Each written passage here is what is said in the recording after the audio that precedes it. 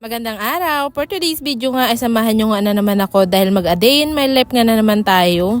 Alam mo ba sa totoo nga lang, sabi ko nga ay magbablog nga ako ngayon pero dahil nakalimutan ko ang kuhanan yung mga ginagawa namin dahil nagpatulong nga ako kay Ate Iday na maglinis dito sa paligid. Kaya naman pasensya na nga mga ate at kuya ko kung ito na nga lang yung mga maipapakita ko sa inyo. Siguro may 2 weeks na nga rin palang nakasampay itong mga basahan na isinampay ko dito. Paano ba naman kasi laging naulan kaya naman ngayon lang natuyo? Dito nga buti naman ay umaraw nga ngayon kaya naman kahit papaano ay nakapagsunog na nga rin pala ako dito ng mga basura ko. Nung matapos nga kami na maglinis dyan sa paligid ni Ate Iday ay hinayaan ko na nga lang din pala siya dyan na makapagpahinga. Itong kamote nga pala na nandito ay binunot nga lang din pala namin yan ni Ate Iday dyan sa may paligid na tinanim ko noon. Kaya naman ngayon ay may ipang merienda nga kami.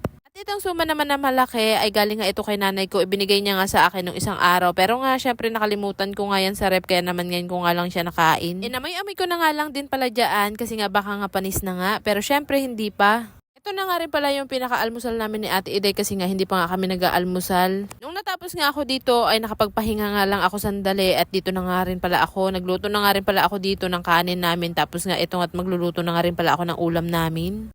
Alam nyo ba mga ate at kuya ko may kwento nga ako sa inyo. Simula nga nung nag-uli nga kami. Tapos syempre sa rice cooker nga kami nagluluto ng kanin, 'di ba? Alam nyo ba mga ate at kuya ko ay umabot nga talaga yung gas namin ng 2 buwan o 'di ba? Napakalaking tipid na nga no. Kasi nga mga ate at kuya ko sa mga hindi nga nakakaalam, ako nga yung klase ng tao na napakatipid nga. Pero syempre hindi nga ako kuripot kasi magkaiba yun. Disiplina ang tawag dun. Kasi mga ate at kuya ko, alam nyo naman na kailangan nga natin magtipid dahil nga hindi nga lang iisa yung mga pinaggagastusan natin. Isa pat hindi naman tayo anak ng kontraktor. O char!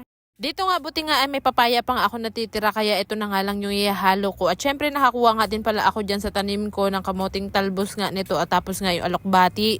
Tapos nga may nakuha nga rin pala ako ditong saluyot kaya naman ito niluto ko na nga rin. Nilagyan ko nga lang din pala yan ng bagoong tapos nga okay na nga rin yan.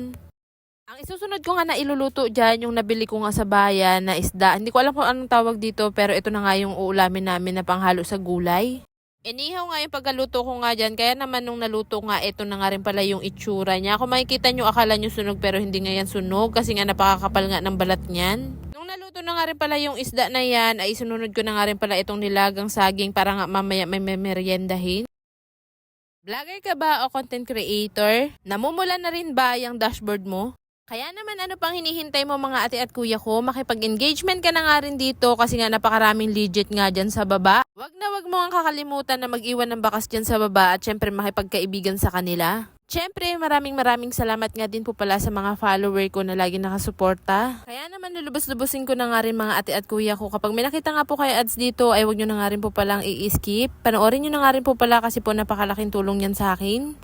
Nung naisalang ko na nga rin pala ito ay naghanda na nga rin pala kami dyan kasi nga kakain na nga rin pala kami. Kaya naman ano pang hinihintay nyo mga ate at kuya ko ay sabayan nyo na nga rin pala kaming kumain. Labas nyo na nga rin pala yung kanin at ulam nyo at tara kain tayo. Ako lang ba yung sarap na sarap kumain kapag nakakamay lalo na kapag ganito yung ulam mo? Sino nga rin yung ganito yung walang kaselan-selan? Comment mo nga dyan para ma-shoutout nga kita sa susunod na video ko. Alam mo ba yung kanin ko nga dito ay talagang sinisid ko pa yung kaldero namin para lang makuha itong dukot. Yung dukot nga na tinatawag namin dyan ay yung sunog-sunog nga sa ilalim o yung tinatawag nga nilang tutong. Kaya naman ang sarap-sarap nga niyan at ang bango-bango nga kaya solve na naman yung kain natin. Kaya hanggang dito na lang. See you in the next video!